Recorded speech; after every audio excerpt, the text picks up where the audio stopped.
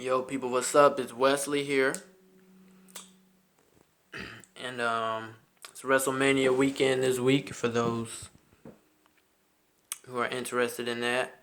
And I got the Wrestlemania card here right in front of me. I just wanted to get my thoughts and predictions, share them with you all, and just want to discuss with you guys what you think may happen. And yeah, I'm gonna go ahead and share, go through each match on the card, let you know what I think about it, and just who I think is gonna win. So I'm gonna go ahead start with the throwaway matches nobody really cares too much about. For example, the women's battle royal. I really could not care less about that match at all. I don't think it does anything for anybody. Naomi won it last year, and it isn't like she got a title shot or a major push after. I feel it's just something to get people to fill everybody in. I mean, which is cool for those that usually don't get to be on the show. They get a spot in the grandest stage of them all. We may see some NXT faces, which would be nice. They did that with the women last year. Do that with the men sometimes. So yeah, prediction, I guess. Since they had Asuka lose her belt to Charlotte 2 weeks before the show, they may want to put her over in this match just so they can. I mean, it would not rectify that decision, but and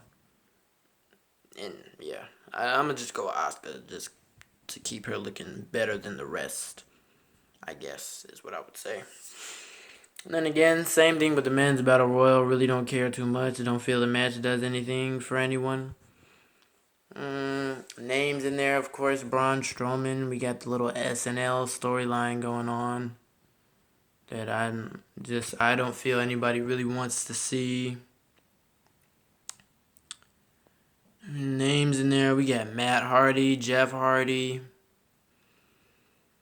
Matt won it last year, so unless we get like a Lars Sullivan, I mean they've been teasing him for a while, but they said he had like anxiety. I don't know what ended up happening with that. So yeah, I really don't know, nor do I care too much. So I'm gonna go with my boy Jeff. Matt Hardy won one, so Jeff Hardy's in there, so maybe he'll win. I'll go with him.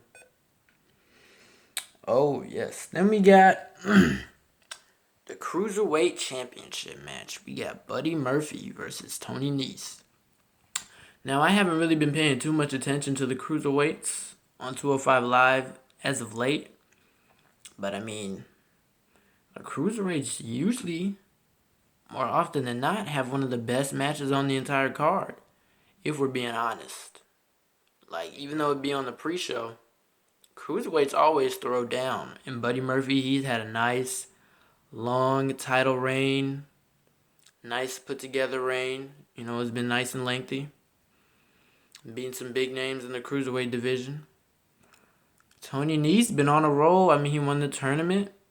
Seems like WWE's trying to get behind him a little bit in the Cruiserweight division, at least.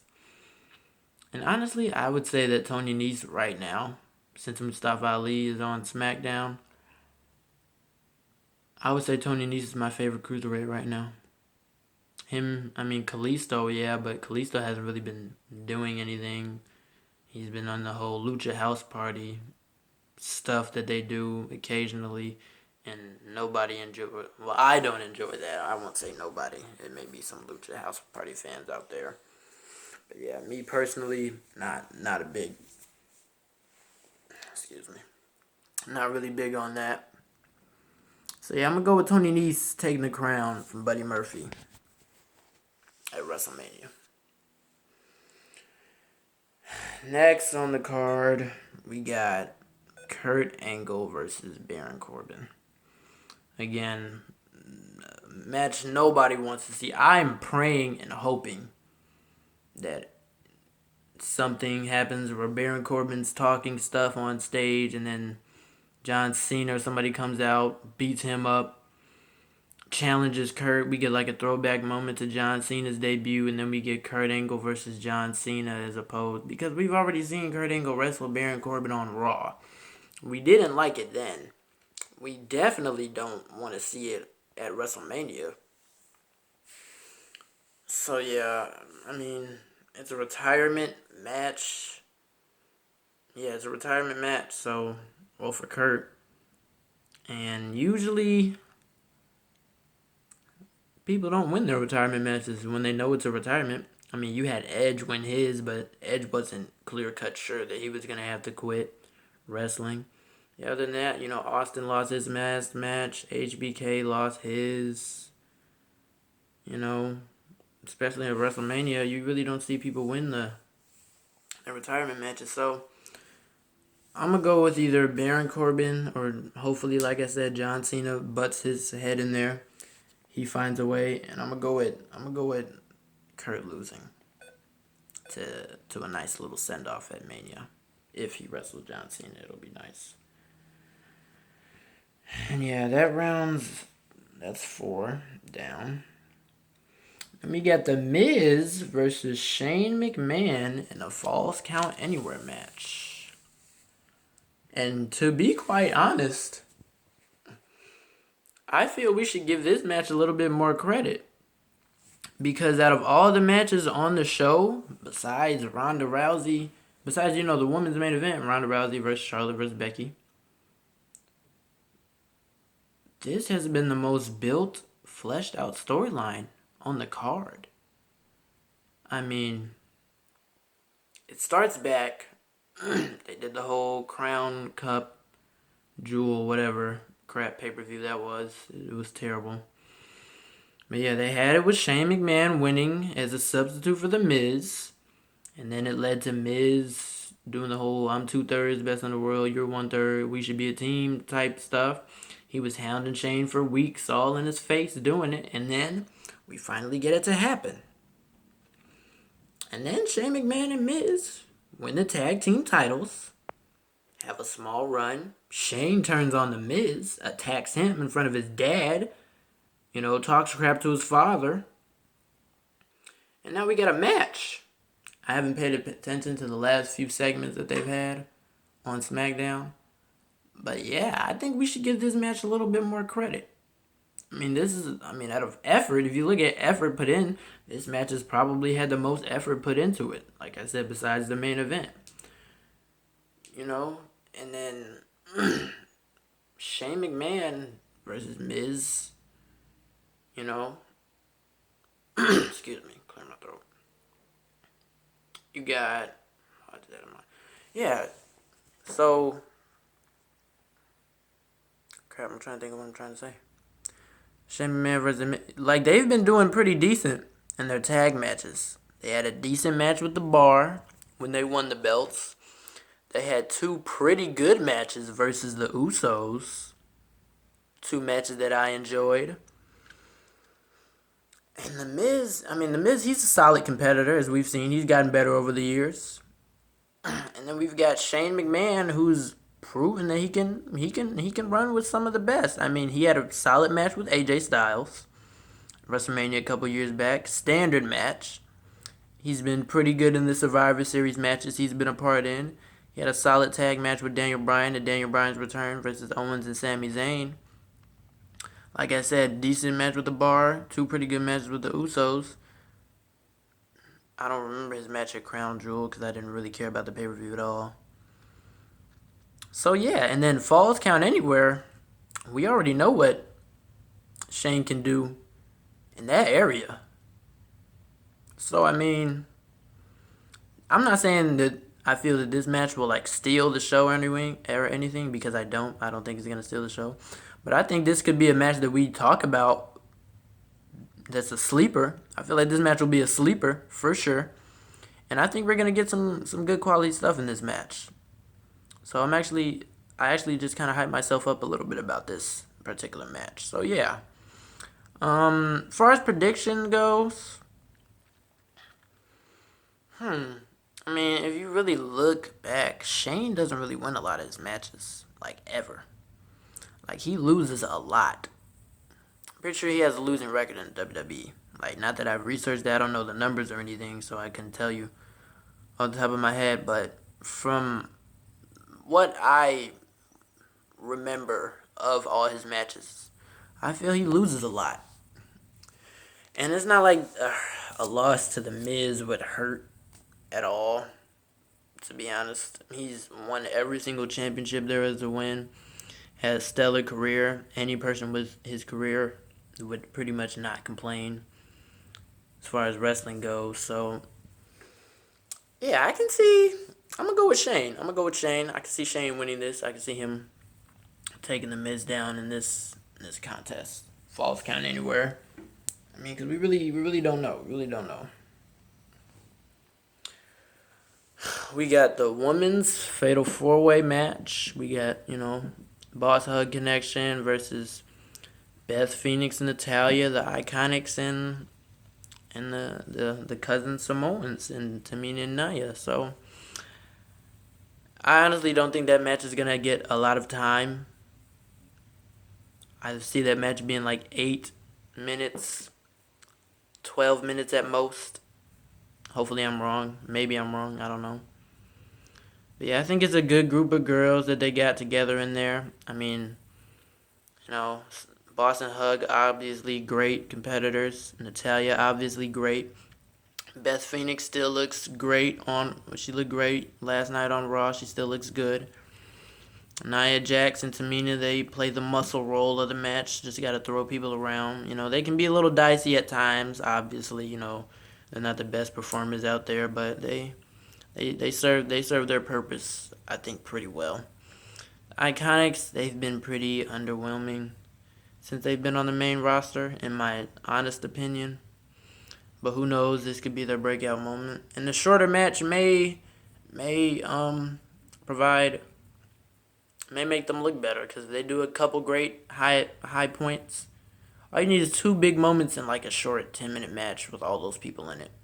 And then people be like, oh my God, they did great. They need to see more of them. So this might be their breakout moment. But yeah, I don't see the titles coming off Sasha and Bayley quite yet. They just got them. I think WWE wants them to hold tag titles for a while before they find a suitable team to take it off them. So yeah, I'm gonna go with Sasha Bayley retaining. And then we got the United States title match. Again, not really much build up. Like this WrestleMania, you guys seen, the build up really hasn't been there for it. That's why I'm not really too hyped about this WrestleMania in particular.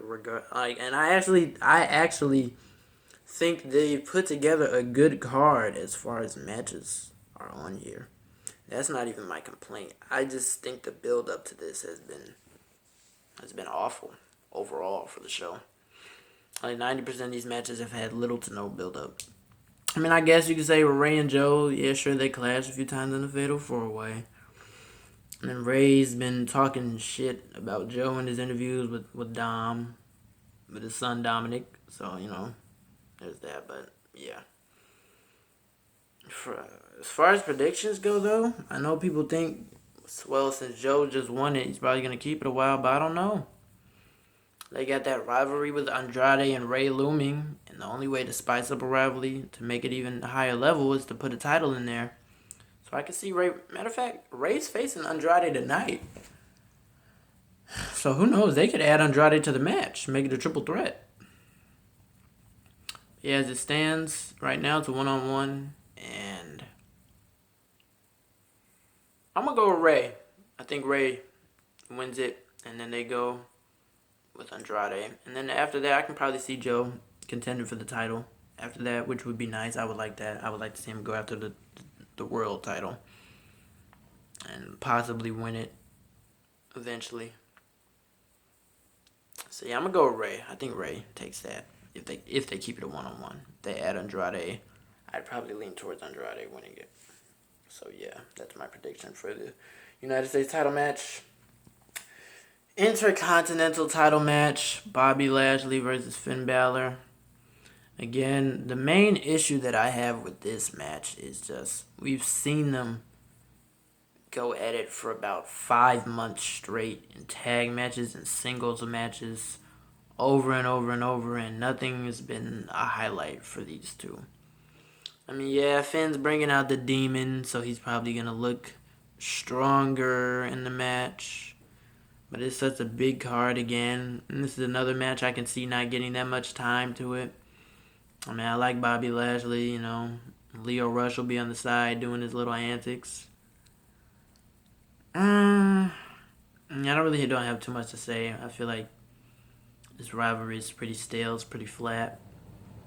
Two great competitors that I'm fans of, but yeah, I just don't really have too much to say about this. And since he's in demon mode, I got Balor winning. I see him taking the Intercontinental Championship. And I don't know what they'll do with Bobby Lashley after that. Maybe a rematch, continue this rivalry forever. Who knows? Hopefully not, but yeah. Oh, then we got Triple H versus Batista in a no-holds-barred match. Wow. With Triple H's career on the line. This is like the third or second time Triple H's career has been on the line in a match. I remember he was on the line against Brock Lesnar at WrestleMania 29 in a no-holds-barred match, and Triple H won. And I feel like it was one other time, but I just can't remember who he was facing. I may be wrong, though. I may just be making something up in my head. I don't know. But the build up to this has been, I mean, when guys have been rivals for this long, Batista, Triple H, they have so much history. You don't really need too much build up. You can make a promo package out of anything, old stuff. I mean, just on Monday night yesterday, Batista showed a promo package of him kicking Triple H's ass all 3 times that they faced. They talk shit to each other all the time, so you don't really need too much build up. He attacked Ric Flair. It was like 69 or whatever, almost died. So there's not really much more you can do, especially with their schedules. It's not like they were going to be on Raw too much regardless. And I feel like this may be Batista's last match. I heard him hinting that he just wanted one more with Triple H. So, yeah, I see Triple H winning. I think this could be a solid match. I know they're going to give Triple H and Batista ample amount of time to do their thing. Hopefully Batista goes all out and they can put on a classic. That'd be nice to say. So, yeah, I see Triple H getting the rub this match. I think Triple H wins this one, which I don't really have a problem with. Then we got AJ Styles versus Randy Orton. Again, not no serious build-up. It came kind of late. Match was pretty much, it wasn't announced till like last week, I want to say. AJ attacked him at Fastlane. Orton attacked him in the Gauntlet match. They had a little run-in at the Chamber, I guess. Technically, they were in the match, so yeah. They had a nice promo back and forth that I enjoyed on SmackDown. I felt they both got at each other pretty good. I don't really feel like there was a winner in that promo, but yeah, I think they both got each other pretty good. I enjoyed that. It's a match. You know, they wrestled before on SmackDown a few times.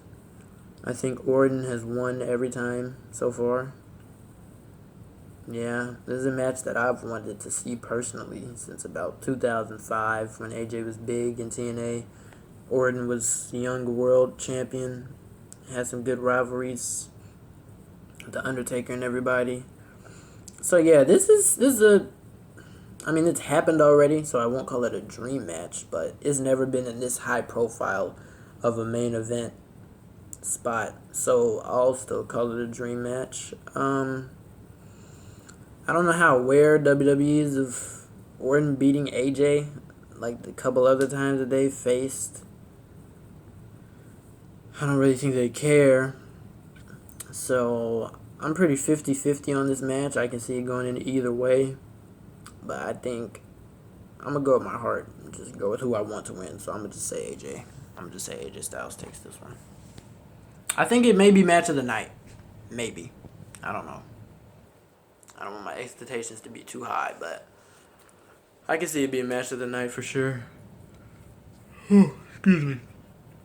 Yeah, so next, we got Roman Reigns versus Drew McIntyre. I like this match. I feel like they're perfect opponents for each other. Both brutes. Both some brawlers. They're going to be hard-hitting. McIntyre is a great competitor. Roman Reigns is a great competitor. We know they both can go. We've seen them both put on some some pretty stellar matches in the past. Has no stipulation to it, which is fine. They don't need too much of a stipulation, really. And the build up to this, I mean, it's been okay. I mean, for as long as they could have built it up. They had a match at Fastlane, so there's the history there. And Roman's done a good job of selling the whole looking weak and brittle since his return. Drew McIntyre beating him up every other week, attacked him backstage yesterday. Claymored him, made him sit out a week. I think he jumped him with Baron Corbin too, or something similar like that, or he low blowed him or something. So yeah, with all that happening, with all that being said, I'm looking forward to that one. I do not see Drew McIntyre winning this in any way, shape, or form. With him attacking Roman that many times, Roman coming off remission, well, his cancer being in remission, him returning from that, he's their top star, who they love the most. They love to book him right. I don't see Drew McIntyre winning that match at all. I don't. Hopefully, it's a rivalry that's dragged out for a couple other pay-per-views, though, which would be nice. I would like to see that. And if Drew ultimately wins the rivalry, then that would be cool. But yeah, I got Roman winning that match. This video is getting pretty long, over 20 minutes, but it's a long card, guys. It's a big card. One of the biggest cards Mania's had, like last year. So yeah, I'll make the last three one joint prediction. The last three, the main events, the three world title matches with the woman, Kofi, the WWE title match, and the Universal. I really don't see more than two of the challengers winning. The challengers, Becky, Rollins, Kofi. I like the Kofi story that's been going into this. He's been fighting. His brothers have been fighting for him. It's been nice, you know. I could do without all 70 gauntlet matches that WWE's put on in the past 3 months, but that's a different conversation. I won't get into that. Becky Lynch versus Ronda Rousey versus Charlotte Flair. Their brawl last night was awesome. I enjoyed it. It was hilarious. Michael Cole yelled handcuffed like 33 different times. They were smashing car windows. They were fighting. It was just funny. Altogether, it was a nice brawl. Seth Rollins, curb stomp Lesnar. That was awesome. I marked out. Seth Rollins is my favorite boy.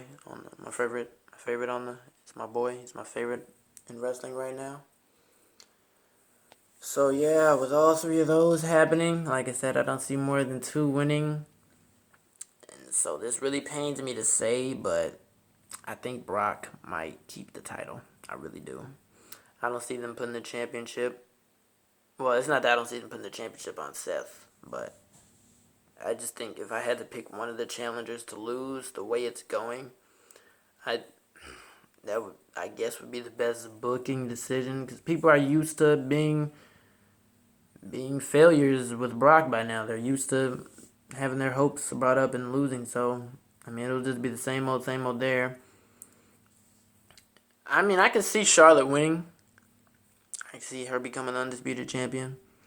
But if Ronda's leaving, if she is, I don't know. That's a rumor. I don't know how true it is. If she's leaving and Charlotte wins and they just resort back to the Becky chasing the belt, like we've seen her chase Charlotte before. There's nothing new about that. We've seen that show before. Like, we want to see something else. I can see Becky, like, we still want to see that Becky versus Ronda one-on-one. But it's like, with Becky and Charlotte, don't get me wrong, they tear it down every time they wrestle, but you can only have that rivalry for so long before people just hate it, you know? So, I don't really see the sense in having Charlotte win. Personally, I don't. Just for her and Becky to rivalry over the belt again. I mean, yeah. I'll take Becky and Kofi for the win. I feel Kofi should win. This is the highest point of his career as far as connection with the fans. Even in 2009, he wasn't this big. with the people against that rivalry with Orton. So yeah, with the people behind him now more than ever, if WWE doesn't pull the trigger and put the title on him now, then there's no hope. Honestly, there's just no hope in anything. So yeah, I'm gonna go with Seth to lose his opportunity, and I'm gonna go with Kofi and Becky closing out as champ. Kofi winning, that'd be a nice little picture with him celebrating with his brothers. The New Day, it'd be a nice marquee WrestleMania moment. Lesnar winning again, it'd be something that we're used to. It would suck for my boy Rollins because he's been putting in some great work for the past couple years. So, and I see Becky. I think it's Becky's moment, WrestleMania moment. So yeah, I'd like to hear you guys' thoughts and opinions below. I'd like to discuss it with you people. And I'm out. Thanks for listening if you have up to this point. Peace.